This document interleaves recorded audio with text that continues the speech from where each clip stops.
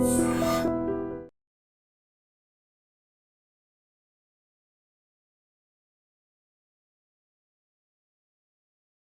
India shopping mall, the wedding మంత్ర, సరికొత్త wedding collection. South India shopping mall.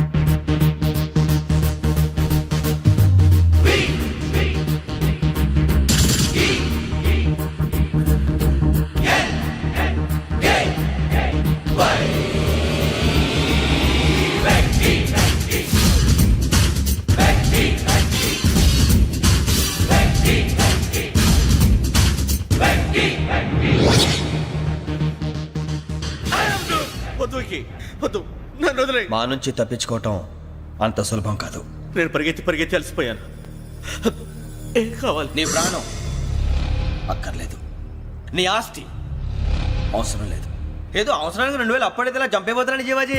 ఆయన అప్పు తీసుకున్న తప్పించుకుని తిరగాలి కానీ ఆపేసి మీకు అక్కడ పెట్టండి. కొత్త అప్పు ఇవ్వకూడదని. ఇదిగో వెంకీ, కావాలంటే నీకు ఇచ్చిన పాత బాకీ మర్చిపోతాను, నన్ను వదిలే. మీరు మమ్మల్ని వదలనా? మేము మిమ్మల్ని వదలలేమండి. మీ దగ్గర అప్పు తీసుకున్న నిజం మమ్మల్ని నీలా వెంటాడు. అందుకు నన్ను ఎంత ఆడుతున్నారా? నన్ను అంతగా అయిపోలేదు. ఉండి లేదంటే మొత్తం లేకుండా పోతారు. ఇప్పుడు మీకు ఇస్తే జరిగేది అదే. ఇస్తే ఇవ్వండి, లేకపోతే మానేయండి. అంతేగాని శుక్రవారం పూట అశుభ మాటలు మాత్రం ఆడకండి. శుక్రవారం లేదు, శనివారం లేదు, అసలు వడ్డీ వ్యాపారమే చేయడం లేదా? జీవాజీ, డిస్కషన్స్ అనవసరం. ఇప్పటికి 18,000 ఇచ్చారు. ఇంకో 2,000 ఇస్తే 20,000 రౌండ్ ఫిగర్ అవుతుంది. 2 రోజులు తిరిగి ఇచ్చేస్తాం. వీళ్ళకి ఇప్పుడు దాకా ఇచ్చింది 14,000 కదా, 18,000 అంటాడేమిటి పెచ్చనాయాలు? పడ్డాడు కక్కుర్తాడు. సంగతి వరకు తెలిసి అసలేనయ్యా, ఇదే నేను మీకు ఇచ్చే ఆఖరి అప్పు. మీరు ఇచ్చిన ప్రతిసారి ఇలాగే అంటారు. ఇతనే వచ్చిందని తగలేయకుండా ఊరికే వచ్చింది ఏంటి? అబ్బాయి ఏం లేదండి. జాగ్రత్తగా ఉపయోగించి పైకి రావాలయ్యా. సరే, ఈ 2,000తో 20,000 సంపాదిస్తారు. అదే కూర్చొని ఆలోచిస్తాం. ఆ జీవగాడు ఎప్పటికైనా జీవితంలో పైకి రావాలంటాడు. రోజు ఇంత పైకి వస్తాం తెల్లడికి. రే, మనం దొరికిన వాళ్ళ దగ్గర అప్పు చేసి తాగెత్తనం. ఇలా ఎన్నాళ్ళు పిచ్చే వాళ్ళు ఉన్నన్నాళ్ళు తెలిసిన వాళ్ళందరూ అయిపోయారు, ఇంకెవరు మిగిలారా? అందుకే నేను ఎప్పుడు అంటూ ఉంటాను సర్కిల్ బెంచ్ మని. ఒక రెండో పెంచుకుందామన్నా ఎవడు కోఆపరేట్ చేయట్లేదా? మనం చూస్తేనే జంప్ అక్కడ. అరే వడ్డీ ఎంతైనా పర్వాలేదు, అప్పు ఏంట్రా అంటే ఒకరి ముందు రాడే. ముందుకు వస్తే వాళ్ళు వెనక్కి వెళ్తారని భయం. భయం భయం భయం, ఎక్కడ చూసినా భయం. ఎన్నాళ్ళు భయం? మనల్ని చూస్తే మనకే పరమ అసహాయం చేస్తుంది. మనకే కాదు, ఊళ్ళో వాళ్ళందరికీ కూడా అదే ఫీలింగ్. అందరూ డిగ్రీ 3 సంవత్సరాలు చదివి పాస్ అయితే మనం 6 సంవత్సరాలు చదివి పాస్ అయితే మరి ఉద్యోగం ఎవడి? ఉద్యోగాలు ఇవ్వక, అప్పులు ఇవ్వక, తాగేది ఎలాగా, బతికేది ఎలాగా? అరే మనం మాత్రం మనుషులం కాదా? మనకి కోరికలు ఉండవా? ఇప్పుడు మనం ఆలోచించాల్సింది అది కాదు, రేపటికి ఎవరిని చంపాలి. కాలనీలో ఎవరు సార్?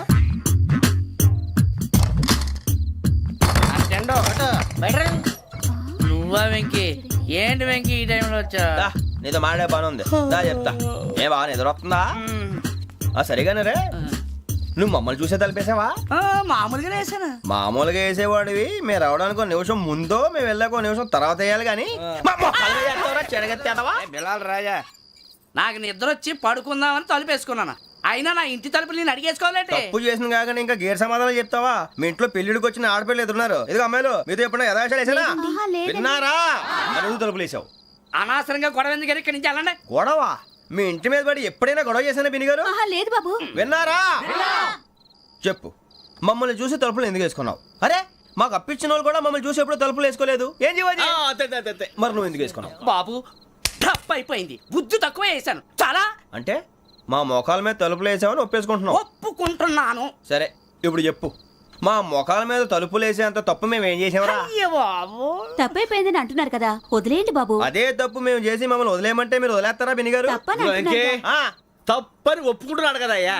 ఇప్పుడు టైం 11 అయింది, వెళ్ళి పడుకోండి. 11 అయిందా? కొమ్ము ఉంచాడు కదా. నాకు సంబంధం ఏంటి? ఉంది. సంబంధం ఉంది. 11 గంటలకి నా క్లోజ్ ఫ్రెండ్ ఢిల్లీ వెళ్తున్నాడు. 5,000 అప్పిస్తానని ఎయిర్పోర్ట్ రమ్మని చెప్పాడు. నీ గొడవలో పడి ఆ సంగతే మర్చిపోయాను. ఇప్పుడు నాకు జరిగిన నష్టానికి భర్తీ ఎవరు చేస్తారు? మీరా మీరా మీరా? ఎవడు పడితే ఎందుకు చేస్తాడా భర్తీ? భలే వాడి నువ్వు తప్పు చేసా వాడు చేస్తా. దానికి కారణం ఈ 10 మనిషే కదా. వాడే చేస్తాడు. యజ్ఞాత షడద్వాతీత రూపిణి అవ్యాజ కరుణామూర్తిరజ్ఞానాధ్వాంత దీపిక బీరు రమ్ము కలవకూడదు, తలకే పట్టేసింది. ఏంటే చదువుకుంటున్నావా? చదువుకో. దేనైనా వెనక్కి తీసుకురావాలం కానీ పోయిన కాలం వెనక్కి తీసుకురావడం ఎవడి వల్ల కాదు. టైం విలువ గురించి నువ్వు మాట్లాడడం నువ్వు ఎలా పోతే నాకు ఎందుకులే. ఏమ్మా నీ పూజ అయిందా? తలకే పట్టేసింది, కాస్త మజ్జిగుంటే ఇవే. మా నాయనే అందరూ పొద్దున్నే లేచి టీలు కాఫీలు అడుగుతుంటే నువ్వు మాత్రం మజ్జిగ అడుగుతున్నావురా. కాఫీలు టీలు తాగే స్టేజ్ వాడు ఎప్పుడో దాటిపోయాడు. రాత్రి తాగింది దిగాలంటే మజ్జిగే తాగాలి.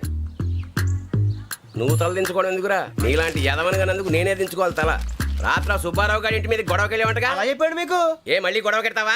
నీ దెబ్బకు భయపడి రాత్రి తలుపులు తీసి పడుకున్నారంట. తెల్లారగా టైంట్లో దొంగలు పడ్డారు. ఆడింట్లో ఉందిలేండి, పట్టుకుపోవడానికి అక్కడ కూతురు తప్ప. ఎన్నాళ్ళు ఇలా బేవర్స్గా తిరుగుతావురా? ఇన్నాళ్ళని ఏం ఫిక్స్ అవ్వలేదండి. చిచి నాన్న అమ్మా. కంబైన్ స్టైల్స్ కి ఫ్రెండ్స్ ఇంటికి పిలుద్దాం అంటే వీడికి భయపడి ఎవరు రావడం లేదు. నేనే చేశానే. వాళ్ళ వంక అదోలా చూస్తున్నావంట. గొప్ప ఫిగర్ అని అదోలా చూస్తాను. ఏదో మోహాలు వేసుకొని చదిగా. ఆ గొంతు ఆ వాలకం చూడలేకపోతున్నాను రా బాబు. చిన్నప్పుడు వచ్చి నా అలాగే ఉన్నావు, తెగ ముడిచిపోయారు. ఇప్పుడు నచ్చట్లేదు నాన్నగారు మీకు? నేను యదవలతో డిస్కస్ చేయను. నేను చేస్తాను. మీరు చెప్పదలుచుకుంది ఏమిటో చెప్పండి. ఇంకా చెప్పేదే ఉంది.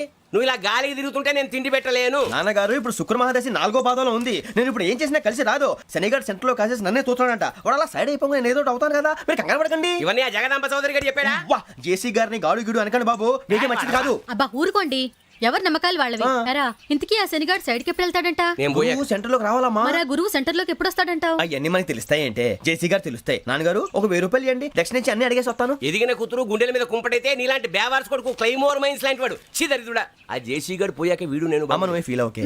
ఆయన కావాలని అంటున్న మాటలు కాదు, ఆయన దేవుడు. కానీ ఆ శనిగాడు ఆడి కాన్సన్ట్రేషన్ అంతా నా మీదే పెట్టేశాడు.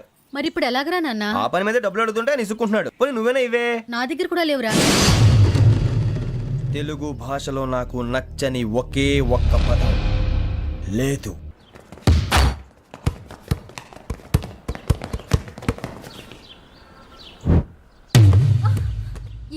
అరే సూరే బాల్ తీసుకురారా.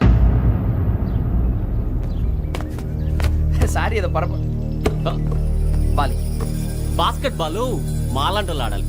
మీలాంటి మాసన కొడుకులు ఆడితే ఇలాగే ఉంటది. ఇలాగే ఇలాగే అమ్మాయిల ముందు ఫోర్స్ కొడతావా? ఆహా అయితే నిన్ను కొడతా.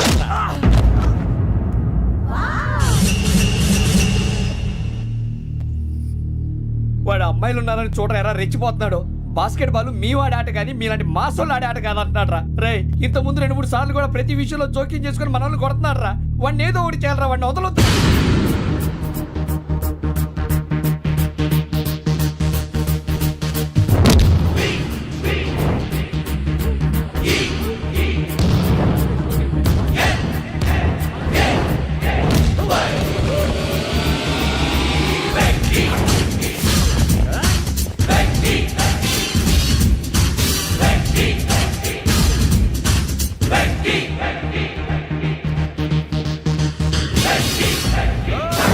ఆడపిల్లలంటే ఎవరికైనా దెబ్బ తగిలితే అయ్యో అంటారు.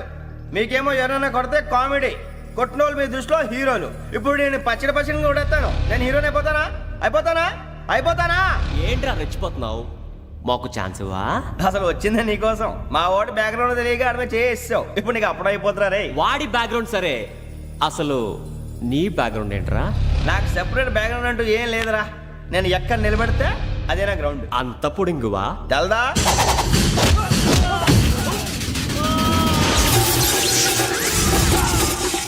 ఎవ్వా మన మామిడి కొట్టినప్పుడు వావ్ అన్నారు. ఇలాగే ఉంటుంది.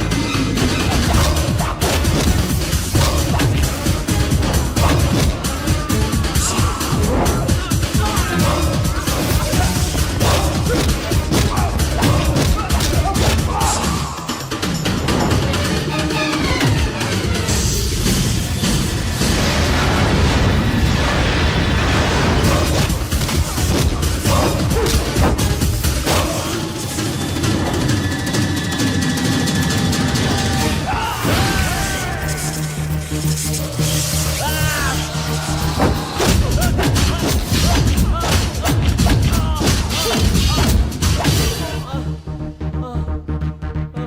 సూర్యబాబు వెంకీ ఇందాక నేను కొట్టినప్పుడు నీకే అనిపించిందిరా? కుమ్మేయాలనిపించింది. మరి కుమ్మే అమ్మో కుమ్ము.